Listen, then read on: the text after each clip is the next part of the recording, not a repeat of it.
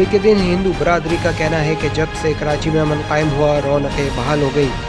मुसलमान अवाम और यहाँ की गवर्नमेंट हिंदू बरादरी का ख्याल रख रही है। इसी तरह जब मुसलमानों की ईद होती है तो इसमें हम भी बहुत इंजॉय करते हैं। बहुत अच्छा लगा और होली बहुत इंजॉय कर रहे हैं।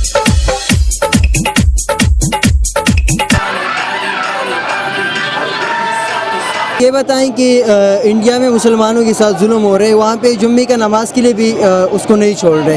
यहाँ पे आप अपना खुशियाँ किस तरह मना रहे हैं, क्या पैगाम देना चाहेंगे आप? क्या मना रहे हैं हम यहाँ पर फुल अमन खुशियाँ मना रहे हैं। और हम ये भी जानते हैं कि वो बहुत बेगैरत है, इतने बेगैरत है। या मैं वो आपको बता दूँ, अगर हिंदुस्तान जो है सिर्फ एक नाम का हिंदुस्तान है, इससे अच्छा तो हमारा पाकिस्तान जो है फुल अमन। हम लोग यहाँ पे खुशियाँ मना रहे हैं, हर चीज़ कर रहे हैं अपनी।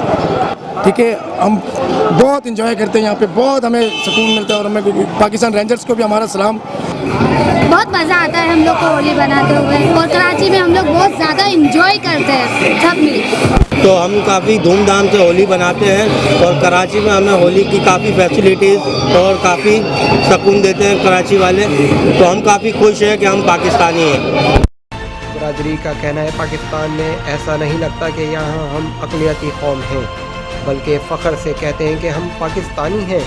इंडिया के प्राइम मिनिस्टर मोदी को कहा कि तुम पाकिस्तानी कौम से सबक सीखो कि उनका सलूक हमारे साथ कैसा है। हमारे लिए इस मुल्क में कोई ख़तरा नहीं। भारत में अक़लियती कौमें गैर महफूज हैं, जबकि पाकिस्तान में महफूज हैं। कैमरा टीम और साथी रिपोर्टर शोएब सिद्दीकी के साथ सैयद हिदायत शाह, पब्लिश न्यूज़, कराची।